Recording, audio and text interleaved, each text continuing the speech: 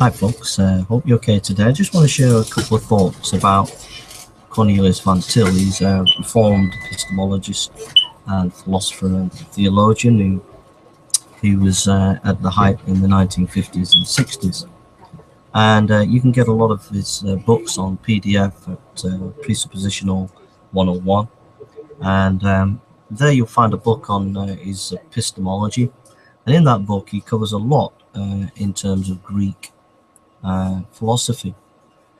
And a couple of things that he says within that book, he talks about various theories of truth, coherentism, and the correspondence theory of truth. And he makes the point that, these theories of truth are not necessarily in contradiction from one another. They just look at things from a different perspective.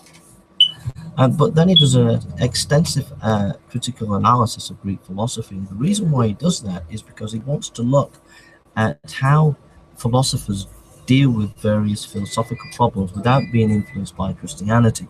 Because after Christianity, a lot of Western philosophy began to grow and develop.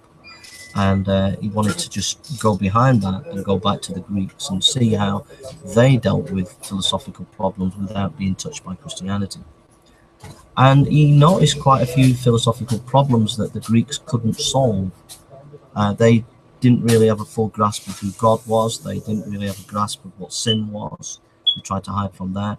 And they wouldn't really face up to the massive intellectual questions concerning the nature of the problem of uniformity of nature and things like that. They just assume these certain things. And I just want to say that Van Til's apologetic is, the more I think about it, the more I reflect upon it, the more powerful, the more radical, the more awesome it is. It is absolutely devastating to an atheist to come under the power of such a massive philosophical I can only say that presuppositional apologetics in the Cornelius Van Til and Greg Banson mold is nuclear apologetics. It's totally devastating, totally crushing to an atheist.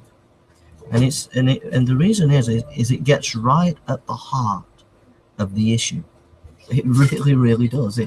It just absolutely undermines an atheist and their arguments if they were intellectually honest. And the reason why it undermines it is, for example, it gets to the basic, solid, tough philosophical questions that have to be answered. And when the atheist is saying they don't believe in God due to a lack of belief, they're assuming certain things in that. They're assuming uniformity of nature. They're assuming there's a reality. They're assuming certain things which, in their own worldview, it cannot be sustained. And once the presuppositionalist begins to pull away at these assumptions, the whole thing begins to unwind. It becomes a bit of a mess for the atheist. And it is radical.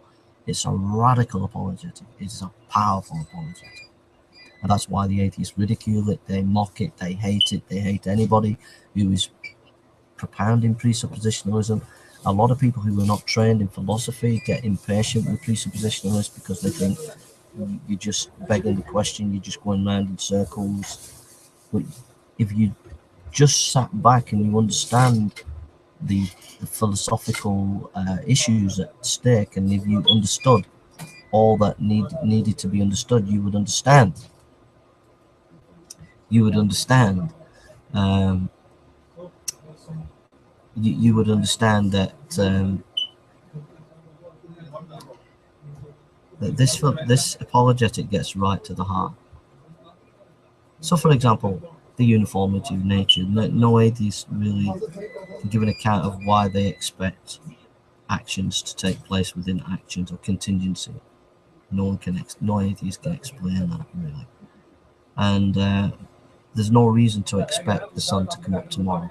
Just because you say that you've seen it in the past, you've not got all the information in the universe to say that that will happen again. So basic philosophical questions cannot be answered by the atheist. And this I was just reading a bit about Van Til yesterday, and I was just awestruck at the absolute devastation of this apologet. It is devastating, absolutely devastating to an atheist. Once you grapple with a presuppositionalist, it's done. The atheist is finished. End on. And all the ridicule that the atheists give on the internet of Satan Brugengate, the reason why they do that is because they're fearing, because they haven't got an answer to what he's saying. And it's as simple as that. It is simple as that. And then they've not got on to the more academic presuppositionalists. They just haven't got a clue, really. So that's why Cornelius Van Til studied a lot in Greek philosophy, and wrote a lot in his book on epistemology on Greek philosophy, because he wanted to see the implications of what it was to have no God and what you would do in philosophy. And he came up with some startling conclusions. And they're the same questions that come up in philosophy today. And once you grapple with them and you throw them onto an atheist, the atheist has no chance. To listen to Greg Banson the other day, it was just awesome. It was just awesome to listen to him in 10 minutes. I think it's Edward Tabash or somebody. In 10 minutes of his opening statement, he demolished the atheist. Absolutely demolished. This apologetic is powerful. It really is powerful. I've never seen anything like it. And I was just awestruck yesterday as I was reading what Van Til was, why he wrote on Greek philosophy and the implications of that. There's a couple of great articles by Greg Banson on the topic, lectures on Cornelius Van Til that on True Form website that gives you the background of why he wrote on Greek philosophy, and it's just amazing. Hope that's a blessing to you. Been a tremendous blessing to me. Tremendous blessing to me.